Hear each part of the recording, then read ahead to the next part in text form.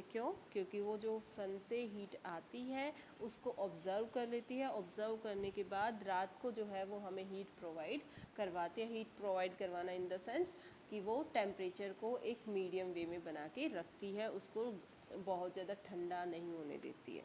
ठीक है, ये इसका फ़ायदा है। लेकिन बेटा इसके फ़ायदे के साथ साथ अगर ये कार्बन डाइऑक्साइड एक मेंटेन्ड वे में है, जैसे हमने साइकिल डिस्कस किया था कि ऑक्सीजन किस तरीके से होती है, कार्बन डाइऑक्साइड किस तरीके से होती है, और इसका मतलब एक रिक्वायर्ड जो है क्वांटिटी इसमें होनी चाहिए, पोर्शन इसमें होना चाहिए। अगर उससे ज़्यादा हो जाता है तो प्रॉब्लम होती है। तो क्या प्रॉब्लम होती है? ये वो होती है बेटा, ये यहाँ पे दिया है। ये क्या करती है? हमें पता है ग्रीन हाउस इफेक्ट करती है, जिसकी वजह से गर्म रहती है हमारी अर्थ। किस तरीके से? By trapping the heat radiation from earth. ये हमने अभी डिस्कस कर लिया। अब इसमें बात आती है कि इसका उल्टा असर क्या होता है, नेगेटिव इम्पैक्ट क्या होता है। ये है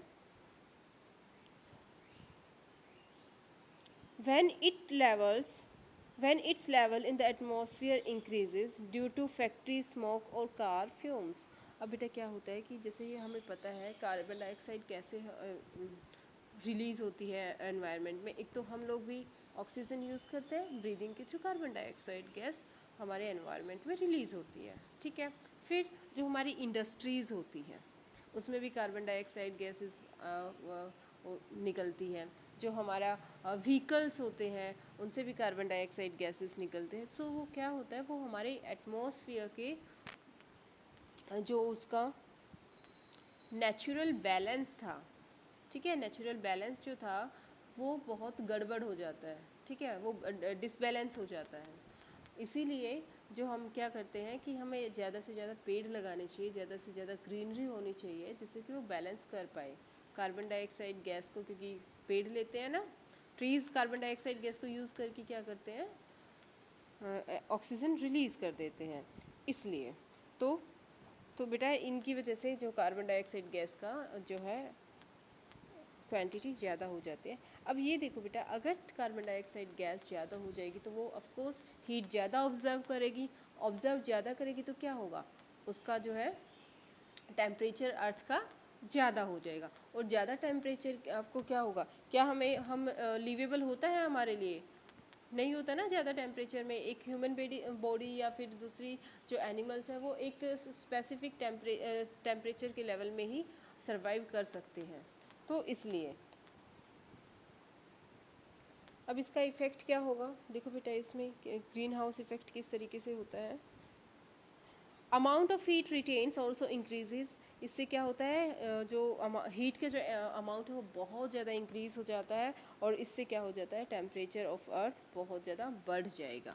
टेम्परेचर अर्थ का बढ़ जाएगा तो उसके बाद क्या होगा, देखो यहाँ से सन है, सन से यहाँ से सनलाइट आ रही है, या अर्थ है, अर्थ पे क्या है, एटमॉस्फेयर है, एटमॉस्फेयर में हमारी एग्जिस्ट करते कार्बन डाइऑक्साइड गैस भी। ठीक है, तो ये क्या करते हैं, इसको गर्म रखने में या टेम्परेचर को मेंटेन रखने में इसकी हेल्प करती है। तो ये देखिए बेटा एक फ़नी सा सी पिक है, आपको अच्छी लगेगी, कि इसमें जो है हमारे अर्थ का टेम्परेचर बहुत ज़्यादा हो जाएगा। ठीक है, वो हमारे लिए लिवेबल नहीं होगी, एनिमल्स के लिए नहीं, ट्रीज़ के लिए नहीं। और इसी तरीके से ये देखो टेम्परेचर आसपास का बहुत ज़्यादा, मतलब टेम्परेचर बहुत ज़्यादा बढ़ जाएगा।